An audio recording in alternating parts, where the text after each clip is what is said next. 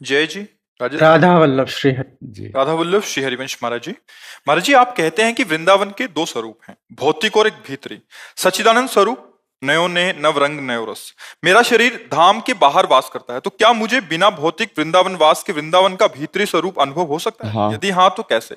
नाम जप करो, वृंदावन ब्रज 84 कोस की रज ले जाओ, जिससे गिरिराज जी की परिक्रमा, वृंदावन की कहीं की भी रज, वो सब भगवत स्वरूप। रोज स्नान के बाद रज लगाओ शरीर में, और ठाकुर का चरणामृत बिहारी जी राधा वल्लभ एकत्रित कर लो। हम मांगो जाके, तुम रोज एक ढक्कन चरणामृत, और खूब नाम जप करते रहो, और अंदर से भाव करो कि वृंदावन धाम हमारा जीवन, हमारा प्राण है। मैं वास नहीं कर पा रहा हूं, लेकिन मुझे मिलेगा वृंदावन। जो इच्छा करी हो मन माही, हरि प्रसाद कछु दुर्लभ नाही। ऐसे उपासक को वृंदावन स्वीकार कर लेता है, पर रज शरीर में लगनी चाहिए। ये बात पकड़ लेना, अगर पकड़ लिए तो समझ लो कि भगवान की विशुद्ध कृपा हो गई। नहीं तो केवल सुनने मात्र से बात नहीं बनती, सुन के उसको आचरण में। रोज वृंदावन की शरीर में रज लगावे, चरणामृत पिए। चरणामृत बहुत सामर्थ्यशाली है, समझ नहीं पा रहे लोग। अकाल मृत्यु हरणम सर्व व्याधि विनाशनम, श्री कृष्ण पादोदकम पीत्वा पुनर्जन्म न विद्यते। रोज चरणामृत पान करने वाला भगवत प्राप्त हो जाएगा। नाम जप क्या भगवान का अमृत है, नामामृत, चरणामृत।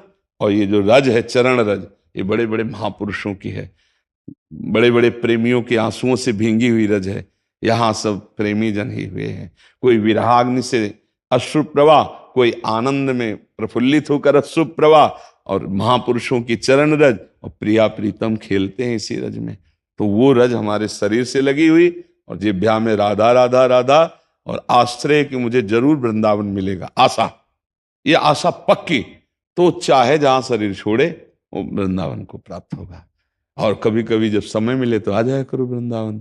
दर्शन कर गए और अपने सीसी कैमरा में भर ले गए, और रोज आ जाया करो। कैसे? भाव से।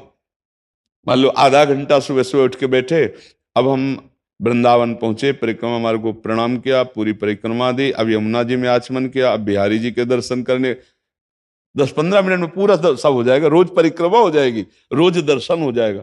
और अमुक जगह गए, फिर उनके संत को प्रणाम किया, फिर वो हमारी तरफ देखे, फिर पूरा मन से जैसे। तो वृंदावन को चिंतवन, यह दीप उर्बार, कोटि जन्म के अघतमय काट करे उजियार। बोले वृंदावन का ऐसा चिंतन करोड़ों जन्मों के पापों का नाश करके प्रेम का प्रकाश कर देता है।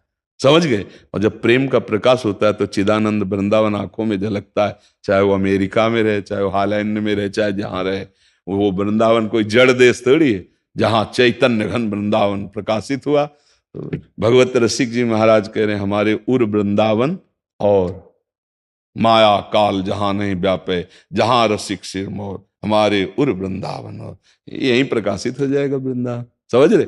हाँ, खूब नाम जप करो, रज लगाओ, चरणामृत पियो, और भगवद आश्रित होकर कर्तव्य कर्म करो। माता पिता परिवार को सुख देने के लिए धर्म पूर्वक मेहनत करके धन कमाओ। हाँ, जो पद मिले, जो सेवा मिले, भगवान को समर्पित करो। भगवान की सेवा है, पापाचरण ना हो, बढ़िया काम बन जाएगा। ठीक है? देखो गीता वाटिका गोरखपुर में है ना, वहीं वृंदावन का अनुभव राधा बाबा, भाई जी महाराज और भी महाभागवत जन कर जो किए, कर रहे और करते रहेंगे। तो वृंदावन की रज का सेवन हो। देखो वहां गिरिराज जी का स्थापन किया बाबा ने, ब्रज रज वहां पड़ी हुई है, यहाँ की रज लेके सब।